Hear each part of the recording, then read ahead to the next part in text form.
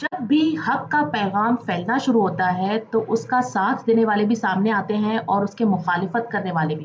عیسیٰ علیہ السلام نے جب اپنی قوم میں انکار اور دشمنی محسوس کی تو انہوں نے پکارا، کون ہے جو اللہ کے کام میں میرا مددگار بنے گا؟ اور یہ صرف اس دور کا سوال نہیں تھا، یہ ہر دور کے ایمان والوں کے لیے ایک سوال ہے۔ پچھلی آیت میں ہم نے دیکھا کہ حواریوں نے عیسیٰ علیہ السلام کی دعوت پر لبیک کہا اور اپنے آپ کو اللہ کا مددگار قرار دیا، لیکن صرف زبانی دعویٰ کافی نہیں ہوتا۔ آج کی آیت میں ہم دیکھیں گے کہ انہوں نے اللہ کے سامنے کس طرح سے اقرار کیا، کس طرح سے اپنے ایمان کی گواہی دی اور اللہ سے کیا دعا مانگی۔ اور پھر قرآن ہمیں یہ بھی بتاتا ہے کہ جب لوگ اللہ کے نبی کے خلاف سازشیں کر رہے تھے تو اللہ کی تدبیر کیا تھی۔ انسان پلاننگ کرتا ہے لیکن آخری فیصلہ اللہ ہی کا ہوتا ہے۔ تو آئیے دیکھتے ہیں کہ اب آگے کی آیتیں ہمیں کیا بتا رہی ہیں۔ اعوذ باللہ من الشیطان الرجیم، بسم اللہ الرحمن الرحیم، رب اشرح لی صدری ویسر لی امری واحلل عقدۃ من لسانی یفقهوا قولی رب زدنا علما اللہم فقہنا فی الدین اللہم انی اسألک الفہم النبیین وحفظ المرسلین والمقربین اللہم صل علی محمد وعلی آل محمد۔ السلام علیکم ورحمۃ اللہ وبرکاتہ۔ آج ہم آیت نمبر 53 اور اس کے آگے پڑھیں گے انشاءاللہ۔ پچھلی آیت میں ہم نے پڑھا کہ جب عیسیٰ علیہ السلام نے کفر کی شدت کو محسوس کیا، اور یہ کفر کرنے والے کون تھے؟ وہ جو بنی اسرائیل کے علماء طبقے کے لوگ تھے، جو ریبائز تھے، جن کو وہ دعوت دے رہے تھے۔ تو انہوں نے کہا، من انصاری علی اللہ، کون ہے میرا مددگار اللہ کے راستے میں؟ تو حواریوں نے جواب دیا کہ نحنو انصار اللہ، ہم ہیں اللہ کے مددگار۔ حواری ان کے خاص مخلص قریبی مددگاروں کا ایک گروپ تھا، اور ببلیکل روایت کے مطابق یہ 12 افراد تھے، 12 ڈسائپلز، جن کے نام بھی وہاں پر۔ اور حواری جو تھے وہ عیسیٰ علیہ السلام کے تمام ماننے والے لوگ نہیں تھے، اس میں سے جو خاص جو مخلص لوگ تھے وہ لوگ تھے۔ اور پچھلی آیت میں یہ بھی آتا ہے، وَاشْهَدْ بِأَنَّ مُسْلِمُونَ، آپ گواہ رہیے کہ ہم یقیناً مسلمان ہیں، اللہ کے فرما بردار ہیں۔ عیسیٰ علیہ السلام سے وہ لوگ یہ کہیں۔ اور نبی صلی اللہ علیہ وسلم کے لیے حواریوں کی جگہ صحابہ اکرام تھے۔ جس طرح سے عیسیٰ علیہ السلام کے مخلص ساتھی حواری تھے، اسی طرح سے رسول اللہ صلی اللہ علیہ وسلم کے مخلص ساتھی صحابہ تھے۔ بلکہ صحابہ اکرام نے رسول اللہ صلی اللہ علیہ وسلم کا جس طرح سے ساتھ دیا اور جس طرح سے مدد کی، وہ تاریخ میں ایک مثال بن گئے۔ لیکن ایک صحابی کو رسول اللہ صلی اللہ علیہ وسلم نے خاص طور پر اپنا حواری کہا، اور وہ صحابی تھے زبیر بن عوام رضی اللہ عنہ۔ نبی صلی اللہ علیہ وسلم نے فرمایا کہ ہر ایک نبی کا ایک حواری ہوتا ہے اور میرا حواری زبیر ہے۔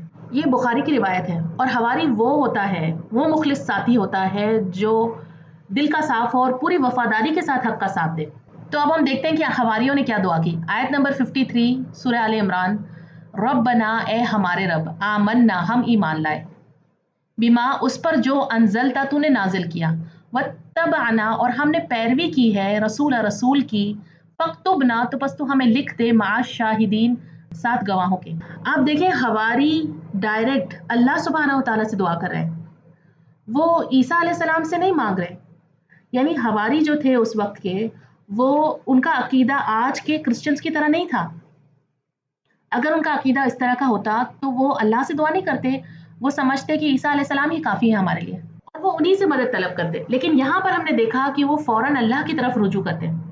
اور ایک اور چیز جو آپ اس سورہ میں نوٹ کریں گے، مسلسل یہ تھیم بار بار نظر آ رہی ہے کہ پہلے اللہ کا پیغام دینے والا کوئی پیغمبر آتا ہے، کوئی رسول آتا ہے، یعنی فرشتہ ہوتا ہے یا کوئی کسی کے ذریعے اللہ کا پیغام لوگوں تک پہنچتا ہے، اور جو بندہ ہوتا ہے وہ ڈائریکٹ اللہ سے مخاطب ہوتا ہے۔ یہ بات ہم نے اس سورہ میں بار بار دیکھی۔ آپ دیکھیں زکریا علیہ السلام کے پاس فرشتے آئے اللہ کا پیغام لے کر، لیکن زکریا علیہ السلام نے ڈائریکٹ اللہ سے بات کی۔ مریم سلام علیہا کے پاس فرشتے آئے اللہ کا پیغام لے کر، مریم سلام علیہا نے ڈائریکٹ اللہ سے بات کی۔ اور یہاں پر بھی آپ دیکھیے عیسیٰ علیہ السلام جو کہ اللہ کے پیغمبر ہیں، انہوں نے جب لوگوں سے پوچھا کہ کون ہے میرا مددگار اللہ کی طرف، تو حواریوں نے بھی ڈائریکٹ اللہ سے بھی بات کی ہے۔ دیکھیے یہاں پر تو انہوں نے کیا کہا، انہوں نے کہا، اے ہمارے رب، ہم اس چیز پر ایمان لائے ہیں جو تو نے نازل کی، اور ہم رسول کی پیروی کرتے ہیں۔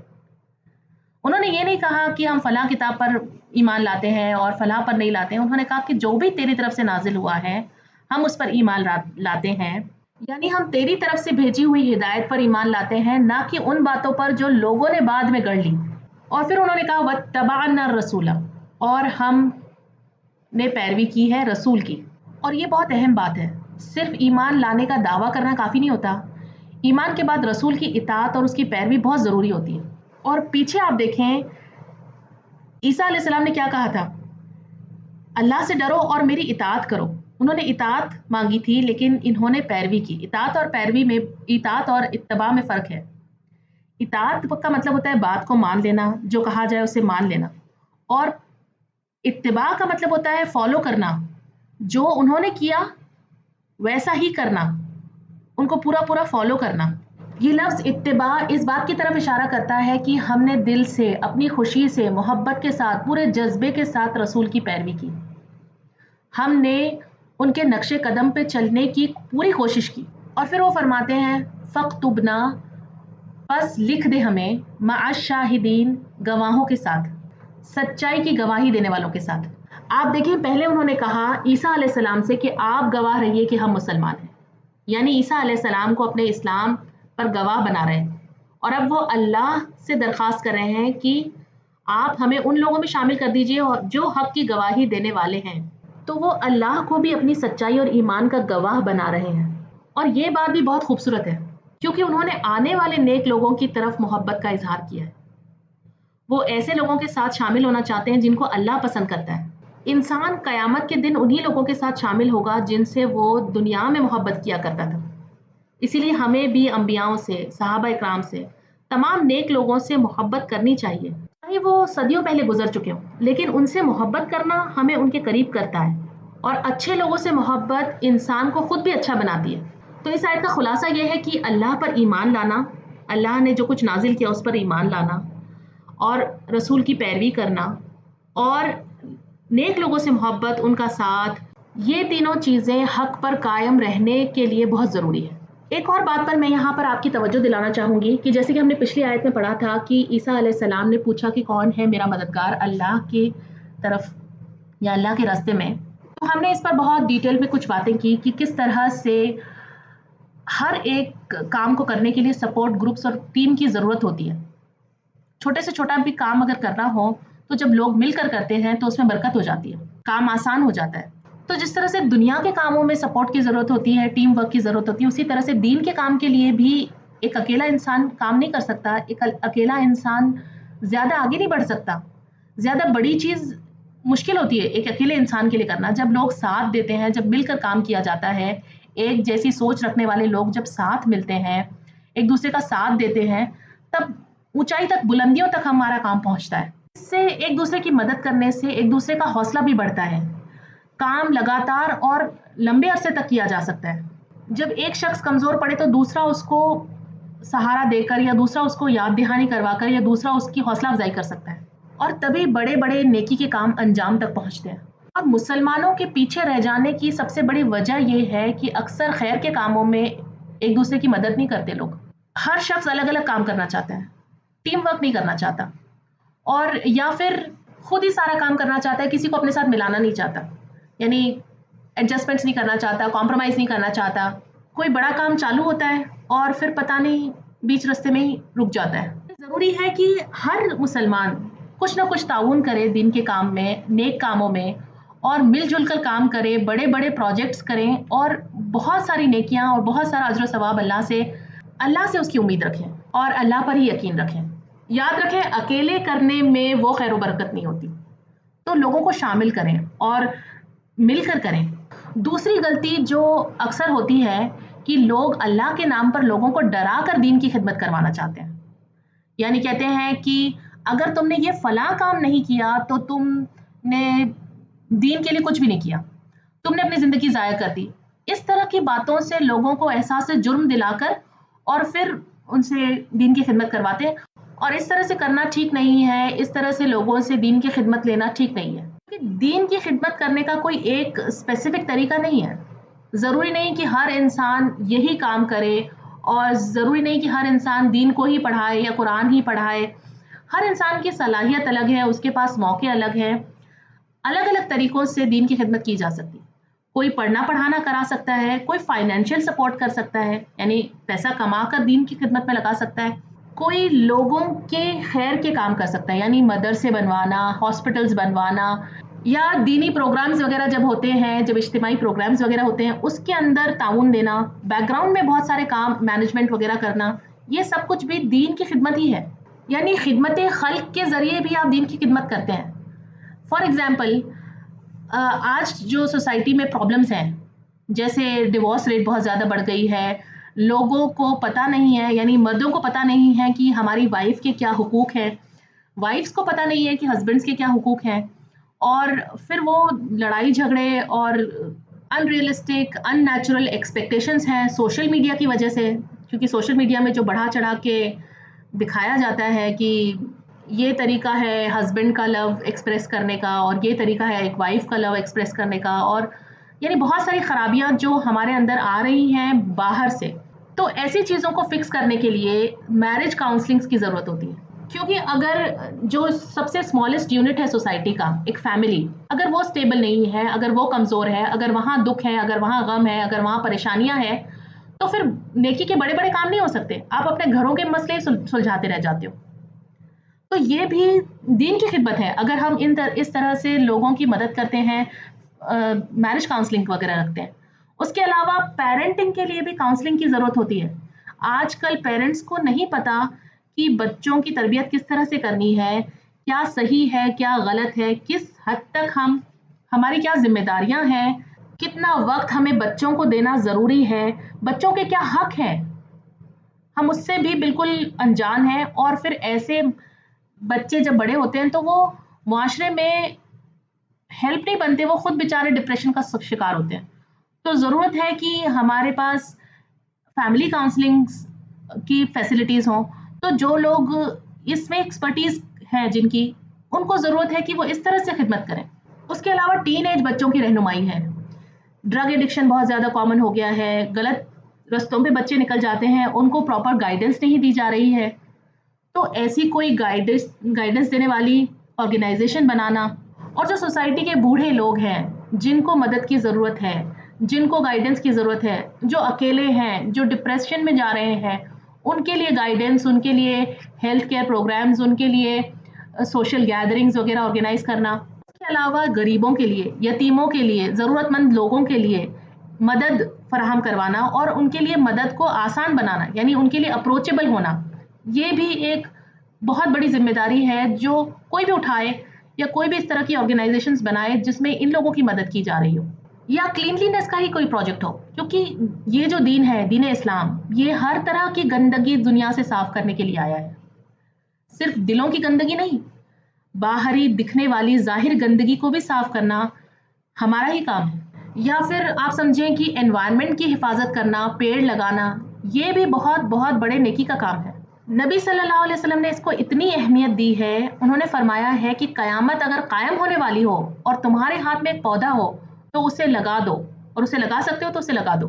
یعنی اتنے نازک وقت میں بھی اگر انسان پیڑ لگانا چاہتا ہے تو یہ اللہ کے نزدیک قدر بہت زیادہ ہے اس کی, اور اس کا بہت اجر و ثواب ہے. کیونکہ ایک پیڑ جو آپ نے لگایا وہ کتنی چیزوں کو فائدہ پہنچاتا ہے. یعنی اگر کسی راستے چلنے والے راہگیر کے لیے اگر وہ سایہ دیتا ہے, یا اس کے پھل میں سے کوئی پھل کھاتا ہے, کوئی انسان یا کوئی چڑیا جب اس کا پھل کھاتی ہے, یا اس پر گھونسلہ بنا کر کوئی چڑیا رہتی ہے, یا وہ جب ہوا کو پیوریفائی کرتا ہے, تو جو کام بھی وہ ایک پیڑ کرتا ہے اس کا اجر اس کے لگانے والے کو ملتا ہے. تو آپ دیکھیں پیڑ لگانا کتنی بڑی نیکی کا کام ہے.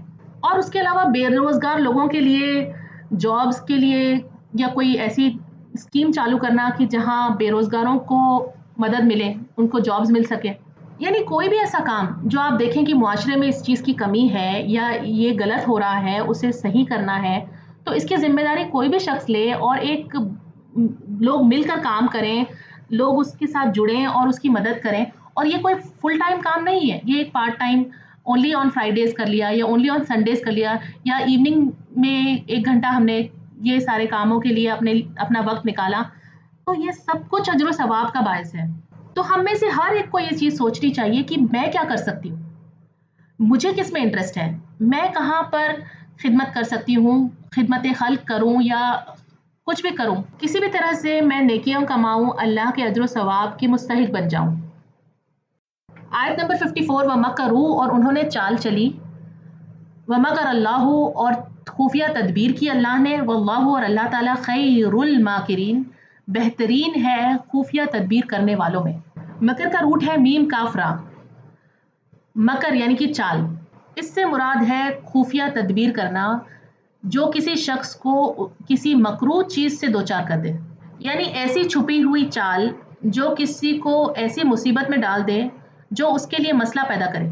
और ये सब कुछ इतनी चालाकी से ऐसे तरीके से किया जाता है कि उस शख्स को समझ ही नहीं आता कि उसे किस तरफ ले जाया जा रहा है, यानी किसी को हीलों बहानों से, चालाकी से किसी फायदे या नुकसान देने वाली चीज की तरफ ले जाना, जबकि उसे इस बात का एहसास भी ना हो सके।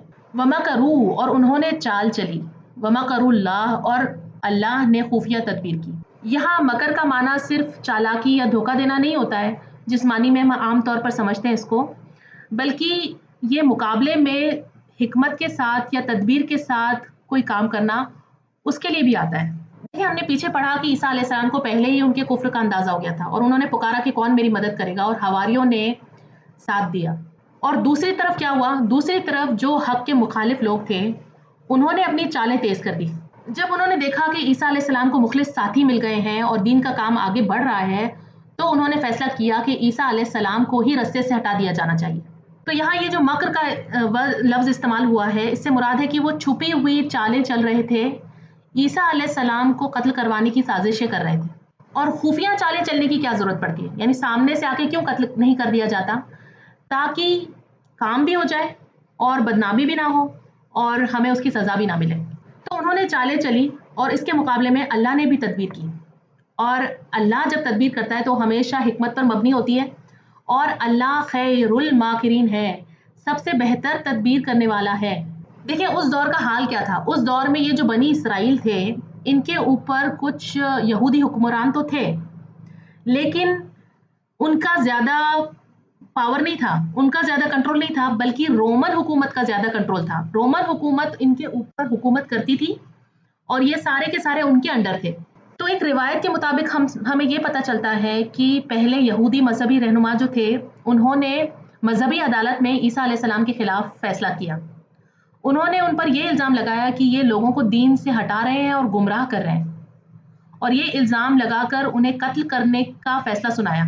लेकिन उनके पास ये फैसला नाफिज करने का इख्तियार नहीं था। क्यों? क्योंकि वो रोमन हुकूमत के अंदर आते थे। तो फिर उन्होंने क्या चाल चली, उन्होंने रोमन हुकूमत को ये यकीन दिलाने की कोशिश की कि ईसा अलैहिस्सलाम असल में रोमन हुकूमत के लिए खतरा है और वो लोगों को बगावत के लिए उकसा रहे हैं। तो इसके नतीजे में रोमन हुकूमत ने ईसा अलैहिस्सलाम को गिरफ्तार करके सलीब पर चढ़ा देने का फैसला सुना दिया। क्योंकि उस ज़माने में मौत की सज़ा जब सुनाई जाती थी तो लोगों को सलीब पर चढ़ा दिया जाता था। वो जो हम देखते हैं ना, क्रॉस, जिस पर ईसा अलैहिस्सलाम को चढ़ा देने का फैसला सुना दिया गया। अच्छा, ये याद रखें कि ईसा अलैहिस्सलाम के आखिरी दिनों की जो वाक़यात हैं वो तफसील से कुरान में या हदीस में मुकम्मल तौर पर बयान नहीं किए गए हैं। कुरान मुख्तसर सा बयान करता है और ईसा अलैहिस्सलाम को बचा लिया गया, बस हमें ये पता चलता है। और लेकिन बाज़ तारीखी रिवायत से और बिब्लिकल अकाउंट से हमें ये सारी बातें पता चलती हैं।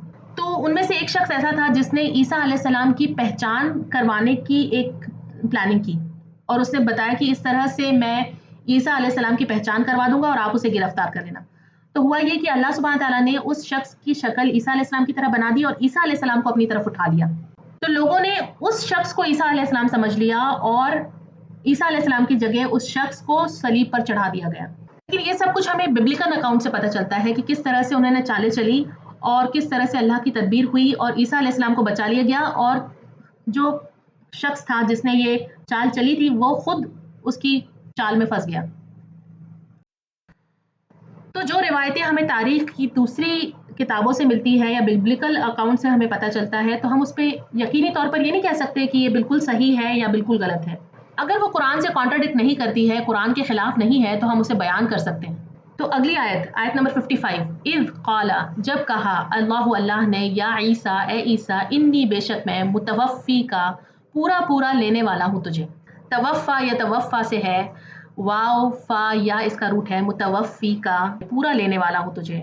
वराफियु का, और उठाने वाला हूँ तुझे, इलैया मेरी तरफ, अपनी तरफ। राफियु का, ए ईसा मैं तुझे उठाने वाला हूँ, अपनी तरफ बुलंद करने वाला हूँ, काफिरों की साजिशों से, इल्ज़ामात से तुझे निजात देने वाला हूँ, पाक करने वाला हूँ। और ये जो लफ्ज़ है मुतवफ़्फ़ी का, मुफस्सिरीन के मुताबिक इसके बहुत से माने किए गए हैं, तो हम अब एक बार देख लेते हैं। मुतवफ़्फ़ी का पूरा ले लेने का मतलब है कि रूह और जिस्म दोनों के साथ उठा लेना।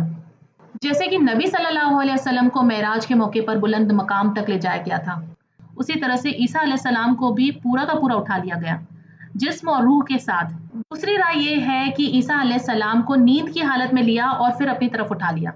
कुरान में कई जगह पर नींद को भी वफ़ात की एक किस्म करार दिया गया है, और कुछ उलमाओं की राय ये भी है कि ईसा अलैहिस्सलाम को अल्लाह सुब्हानहू तआला ने वफ़ात दी, फिर उन्हें अपनी तरफ उठा लिया, और वो कहते हैं कि अल्लाह के लिए ये कोई मुश्किल बात नहीं है, ये बिल्कुल मुमकिन है। कुरान में और दूसरी जगहों पर भी इस तरह के वाक़यात आते हैं जहाँ लोगों को मौत दे दी गई और फिर दोबारा ज़िंदा कर दिया गया।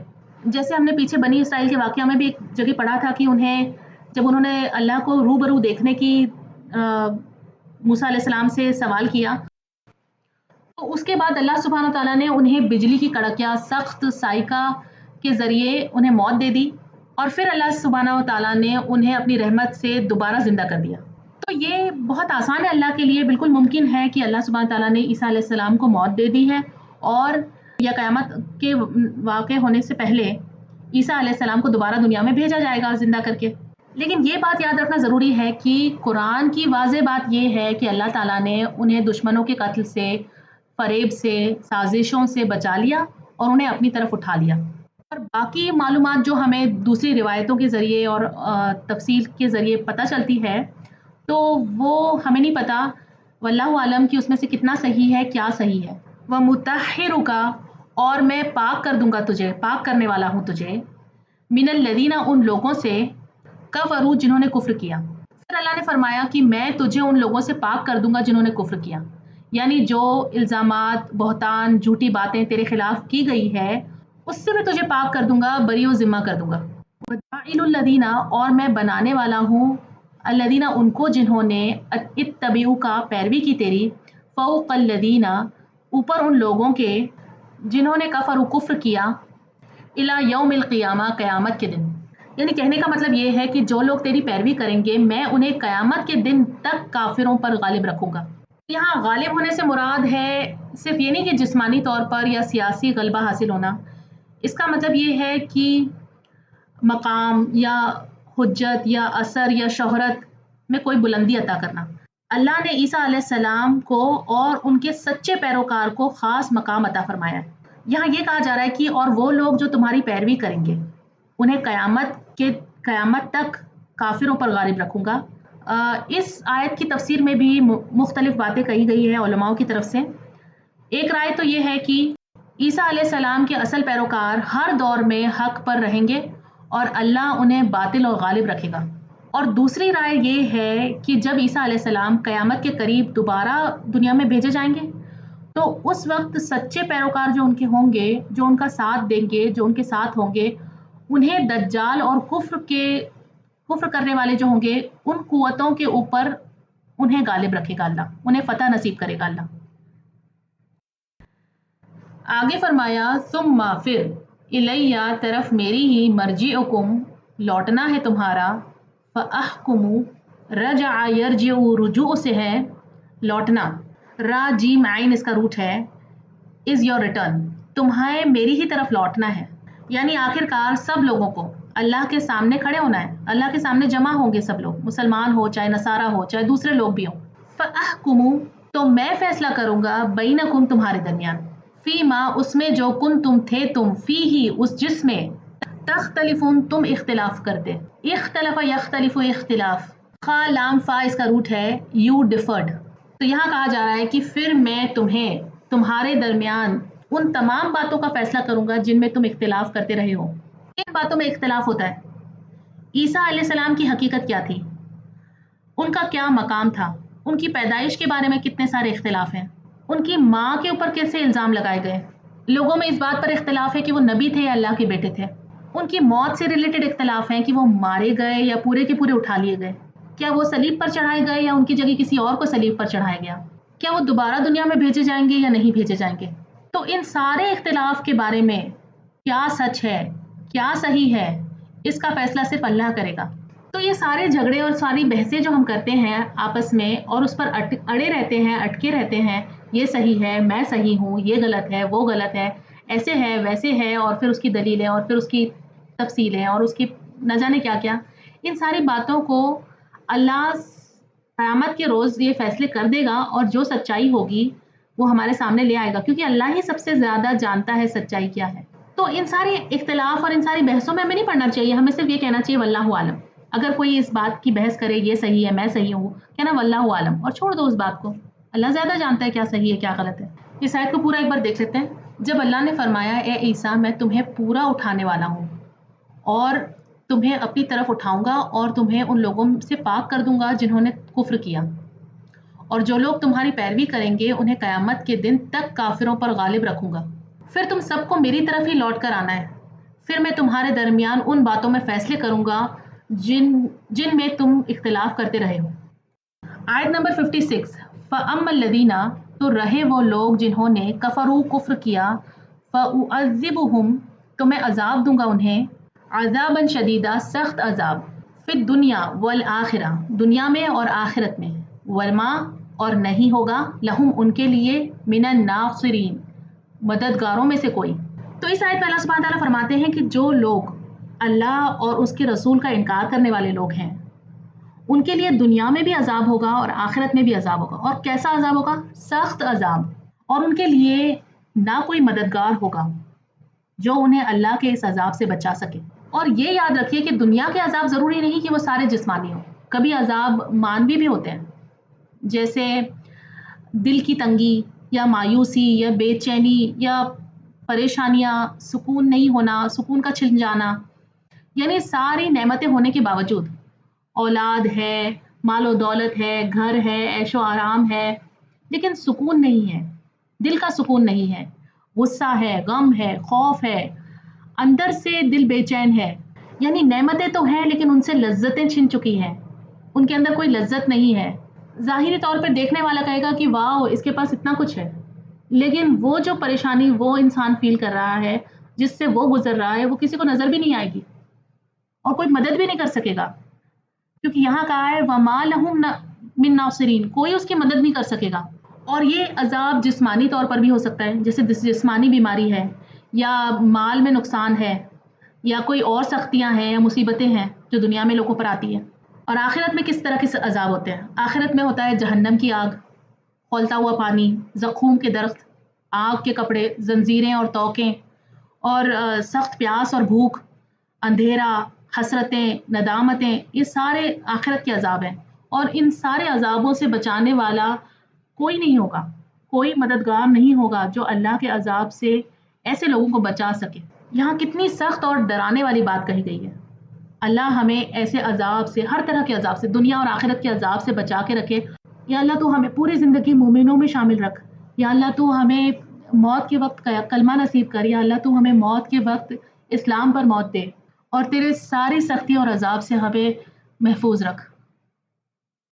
आयत नंबर 57, व अम्मल्लज़ीना, और रहे वो लोग, आमनू, जो ईमान लाए, व अमिलुस्सॉलिहाति, और उन्होंने अमल किए नेक अच्छे, फ़युवफ़्फ़ीहिम, तो वो पूरा पूरा देगा उन्हें, उजूरहुम, उनके अज्र, वल्लाहु, और अल्लाह ताला, ला युहिब्बुज़्ज़ालिमीन, नहीं वो मोहब्बत करता है जालिमों से। फ़युवफ़्फ़ीहिम, वाव फा या इसका रूट है, पीछे भी हमने जो पढ़ा है सेम रूट से, मुतवफ़्फ़ी का सेम रूट है, वफ़्फ़ा युवफ़्फ़ी से है, पूरा पूरा देने का माना आ रहा है कि जिन्होंने नेक अमल किए और जो लोग ईमान लाए, अल्लाह उन्हें उनके काम का पूरा पूरा अज्र देगा। अल्लाह किसी की मेहनत को ज़ाया नहीं करेगा, जो जितनी कोशिश करेगा अल्लाह उसे पूरा बदला देने वाला है, और अल्लाह उसे पूरा बदला देने पर कादिर भी है। और अल्लाह जालिमों को पसंद नहीं करता। जालिम कौन होता है? जो किसी के हक को मार ले, किसी के हक में कमी करे, नाइंसाफ़ी करे, वो जालिम होता है। तो जब अल्लाह खुद जुल्म को पसंद नहीं करता, अल्लाह किसी पर जुल्म कैसे करेगा? इसलिए अल्लाह हर शख्स को उसके अमल का पूरा पूरा बदला देगा, किसी के साथ नाइंसाफ़ी नहीं होगी। الحمدللہ آج کا لیسن یہاں پہ ختم ہوتا ہے. سبحانک اللہم و بحمدک نشہد ان لا الہ الا انت نستغفرک ونتوب الیک. Dear brothers and sisters, if you found this video beneficial, please share with others and be part of Sadaqah Jariyah. Jazakumullahu khairan katheera. Assalamu alaikum wa rahmatullahi wa barakatuh.